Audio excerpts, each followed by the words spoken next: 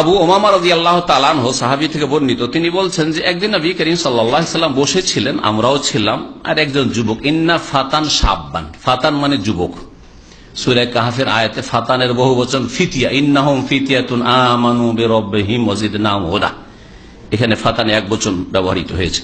একজন যুবক ছেলে নবী সাল্লাল্লাহু আলাইহি ওয়াসাল্লামের সামনে আসলো, আসার পরে ইয়া রাসূলুল্লাহ বলছে, আল্লাহ রাসূল ইযিনলি বিজনা, মুসলিমের সন্তান বলছে, ইয়া রাসূলুল্লাহ আমাকে জেনার অনুমতি দেন। থাকতে পারছে না যুবক, আর বিয়েও করতে পারছে না, আর থাকতেও পারছে না, আর একজন মুসলিমের সন্তান, হারাম কাজ করব, জাহান্নামে যাব, যাই নবীর কাছে যাই, গিয়ে যদি একটা অনুমতি পেয়ে যায় তাহলে তার অসুবিধা নেই, এই জন্য অনুমতি চাইতে গেছে। উদ্দেশ্য খারাপ নয় কিছু, পারমিশন যদি রসুলের পক্ষ থেকে হয়ে যায় তার মানে ছাড় আছে, জান্নাত পেতে আর বাধা নেই, নবী অনুমতি দিয়েছেন, যার মাধ্যমে দিন এসে তিনি অনুমতি দিয়েছেন, এই ছিল উদ্দেশ্য ছেলের। আজকাল ছেলেরা জানে যে হারাম, আর তারপরে হারামে লিপ্ত হয় আজকালকার যুবকরা। আর এই ছেলে হারাম বলে ভয় ছিল, জাহান্নাম বলে ভয় ছিল, বলেই জাহান্নাম থেকে বাঁচার উদ্দেশ্যে অনুমতি নিতে গেছে, যে কমপক্ষে অনুমতিটা পেয়ে গেলে জাহান্নাম থেকে বেঁচে যাবো, দুনিয়ার যে আমার প্রয়োজন রয়েছে প্রয়োজনটা আমার মিটে যাবে, যৌন চাহিদাও মিটে যাবে, আর আমি জাহান্নামের শাস্তি থেকেও বেঁচে যাবো, এই জন্য পারমিশন নিতে এসেছিল এই ছেলে।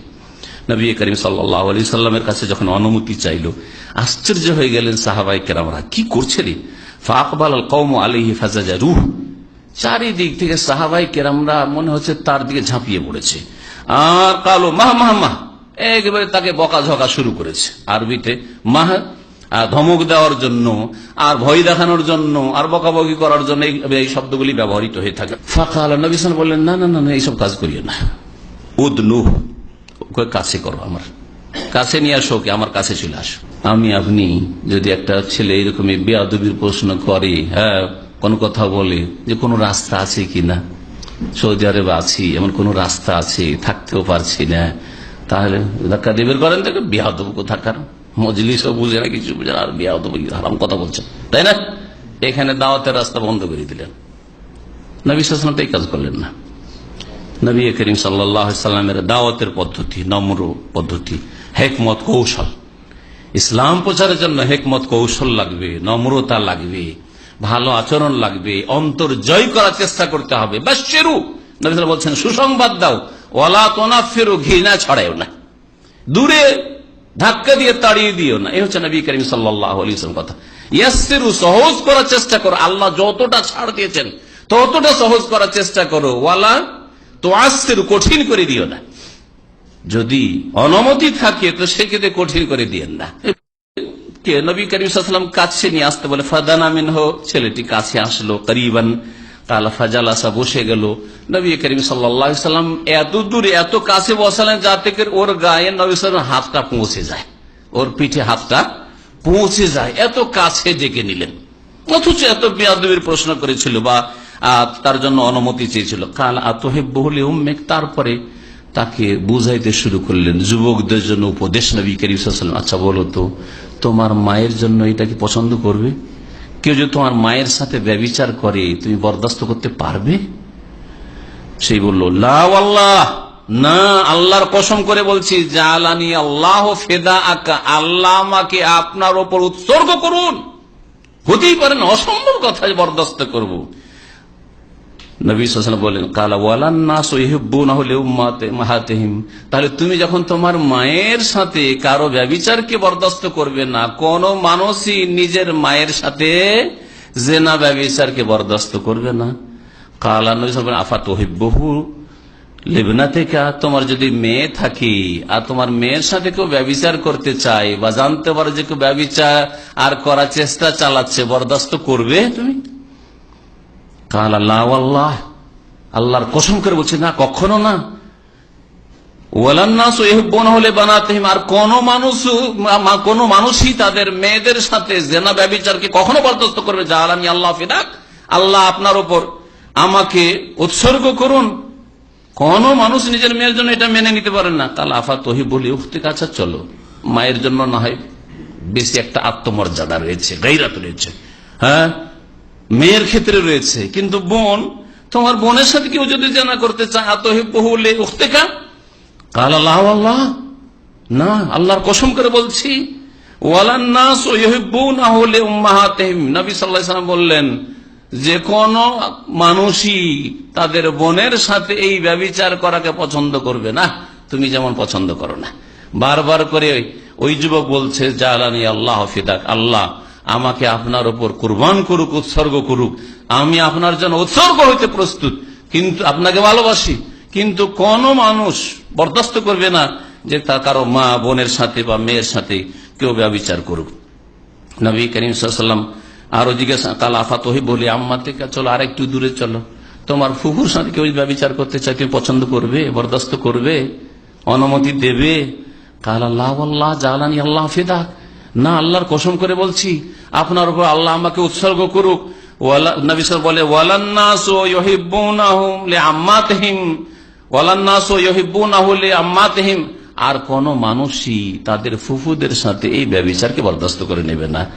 কালা আফাতহি, বলে খালে চলো, তোমার খালা ফুফু না হয় তোমার বংশের, তোমার রক্তের, এদিক দিয়ে সম্পর্ক, বাপের দিক দিয়ে সম্পর্ক, কারণ বাপের বংশটাকে অনেক স্ট্রং দেখে। হ্যাঁ, ওই তো মামাদের বংশ, ওই দিক থেকে তো চলে এসছে, মা হয়তো অনেক সময় যোগাযোগই নেই। হয়তো তোমার খালার সাথে কেউ যদি ব্যভিচার করতে চায়, তুমি পছন্দ করবে? অতএব বলে খালা থেকে, কাল আল্লাহ আল্লাহ, আল্লাহর কসম করে বলছি, জালানি আল্লাহ ফিদাক, আপনার উপর আল্লাহ আমাকে কোরবান করুক, উৎসর্গ করুক। নবী সাল্লাল্লাহু আলাইহি ওয়াসাল্লাম ইউহিব্বুনাহু লিখালাতিহিম, কোন মানুষ তাদের খালাদের সাথে ব্যভিচার করা পছন্দ করবে না। তো যুবক বলতে চাইলেন এই কথা নবী সাল্লাল্লাহু আলাইহি ওয়াসাল্লাম, যে তুমি যে জেনা ব্যভিচারে পারমিশন চাইলে, আমি যখন পারমিশন দেব, যে মেয়েটির সাথে জেনা করবে সে কারো হয়তো মা হবে, হয় মা হয়ে গেছে, আর না হলে কারো মেয়ে হবে, সে অবশ্যই কারো মা তো কারো মেয়ে, অথবা কারো বোন, ভাই আছে তো কারো বোন, অথবা কারো ফুফু, কারো খালা, কারো আপনজন, সুতরাং তারাও বরদাস্ত করবে না। তাহলে তুমি কি করে এটা পছন্দ করছো? একজন মমিন তখনই মমিন হতে পারবে যেটা নিজের জন্য ভালোবাসে, সেটাই অন্যের জন্য ভালোবাসে। লা ইউমিনু আহাদুকুম হাত্তা ইউহিব্বা লিআখিহি মা ইউহিব্বু লিনাফসিহি, সহিহ বুখারী হাদিস। অতক্ষণ পর্যন্ত কোন মানুষ মুমিন মুসলিম হতে পারে সত্যিকার অর্থে যতক্ষণ পর্যন্ত অন্যের নিজের জন্য যেটা ভালোবাসে সেইটাই বা সেই রকমই অন্যের জন্য ভালো না বাসবে। আপনার জন্য যেটা অপ্রীতিকর হয়, আপনার জন্য যেটা কষ্টদায়ক হয়, সেটা অন্যের ক্ষেত্রে করবেন না। এর অনেক উদাহরণ জীবনে হইতে পারে। এই হাদিসটি অত্যন্ত ব্যাপক।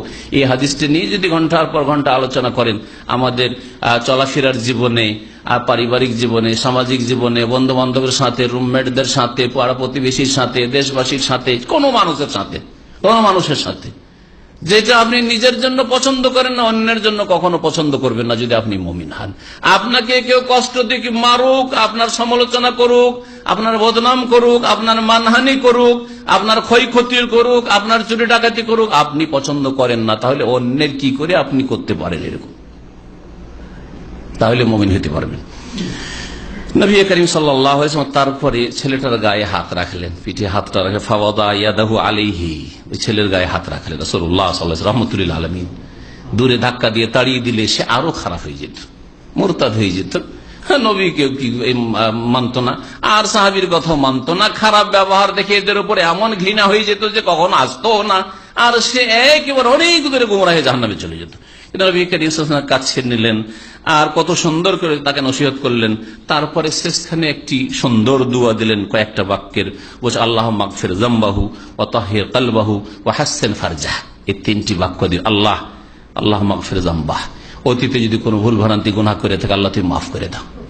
বা এর মনে যে কুমন্ত্রণা আছে, ওয়াসওয়াসা আছে, যে পাপের কামনা বাসনা চাহিদা নিয়ে এসছে, যে কোন রকম পারমিশন পেয়ে যায়, আল্লাহ এই যে অসৎ উদ্দেশ্য নিয়ে চলে এসছে অজ্ঞতার কারণে, আল্লাহ এর মনের পাপের গুনাহ মাফ করে দাও।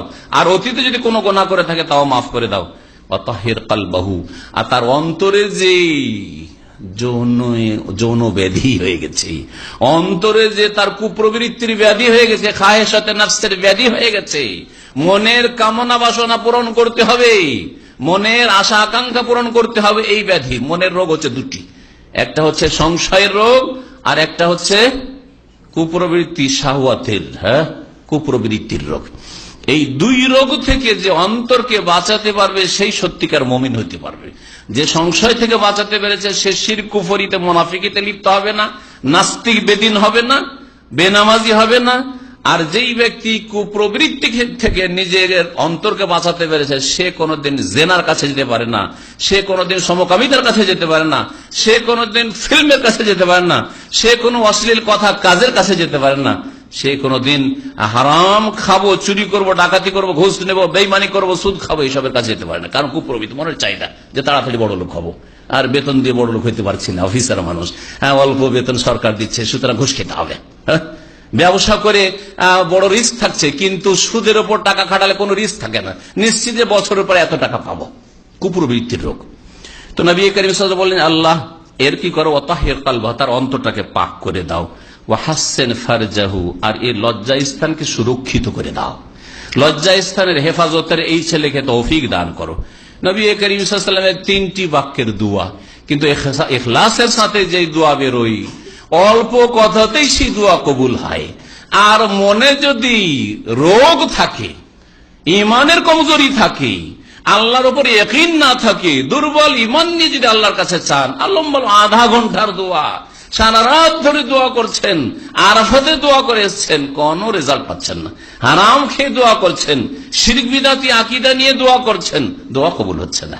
নবী করিম সাল্লাল্লাহু আলাইহি ওয়াসাল্লাম 3টি দোয়া এমন ভাবে কবুল হইল, বলছেন যে ফালাম ইয়াকুন বাদু যালিকাল ফাতা ইয়ালতাফিতু ইলা শাই, এরপরে সেই ছেলেটি মদিনায় বসবাস করেছে, কখনো কোনোদিন জেনার ধারেও যায়নি, কাছেও যায়নি, কোনোদিন দেখা যায়নি যে ও চরিত্র খারাপ করেছে, কখনো কোনো মেয়ের সাথে কোথাও গোপনে আলাপ করছে, প্রেম করছে, কোনোদিন দেখা যায়নি তাকে।